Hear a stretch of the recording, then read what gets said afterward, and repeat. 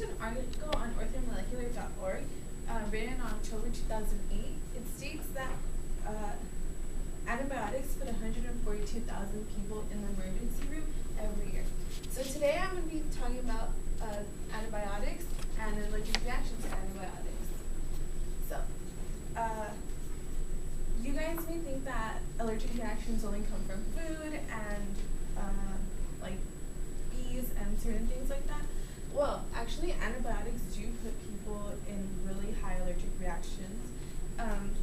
So as a future healthcare provider, I chose this topic in order to not only inform myself, but all of you guys how to prevent and how to help you guys from those autoimmune disease, like allergic reactions.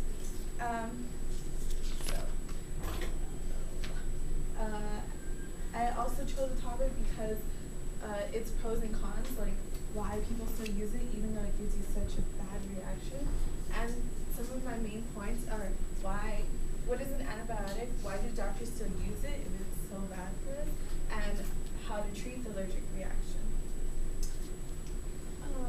So now I have introduced my main topic, I will begin by stating my first point.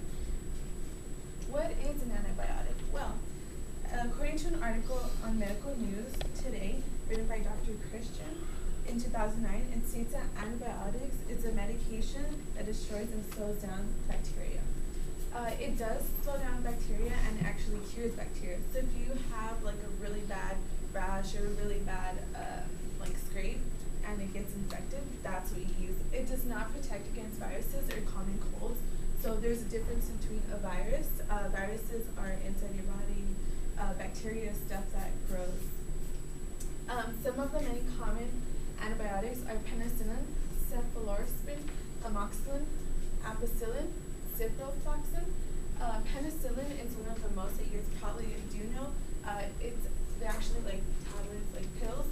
Amoxicillin is really, really good. I actually like that one. If you guys don't know what that is, it's like a little pink fluid right there.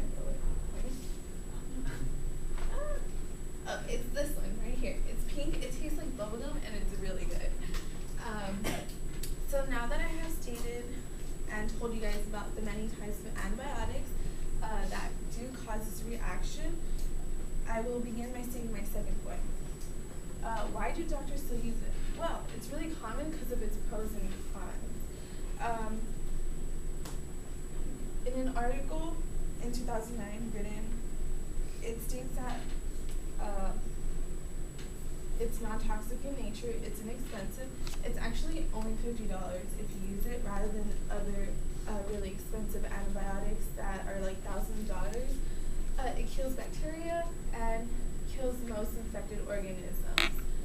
The cons are the allergic reactions. They're really, really bad.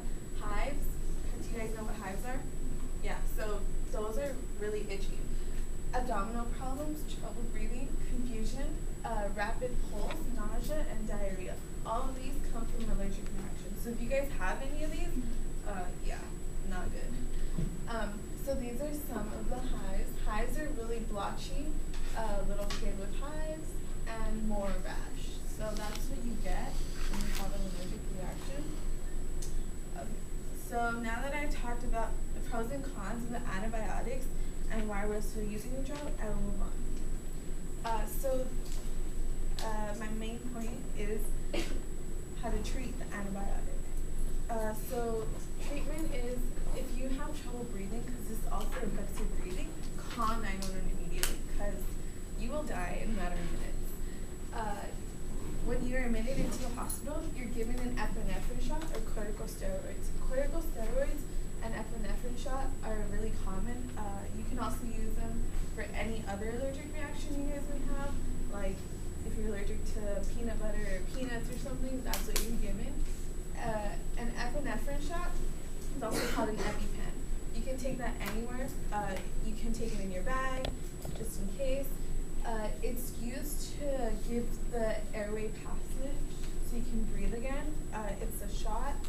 And a corticosteroid, it's also like an epinephrine shot. It's a shot given to you, clears your airway. Not only that, but it also gives you and controls your body fluids and everything. And if you have a mild reaction, you can also buy over-the-counter medicine like Benadryl or Zaxil, and it gives you relief in a matter of minutes. And anti-itch creams, those are like the cherry on top. But prevention, just avoid the reaction, like not avoid it, but avoid the medication just in case. If you do not know you're allergic, go to your doctor and they can do several tests for you and they can tell you if you are or aren't allergic. And now I will conclude my speech. Today I discussed about some of the many dangers and benefits in putting antibiotics into your body. I did so by seeing what an antibiotic is, how it affects our body, and the pros and cons, lastly, of prevention. So, remember, if you have the ultimate decision in taking antibiotics, but because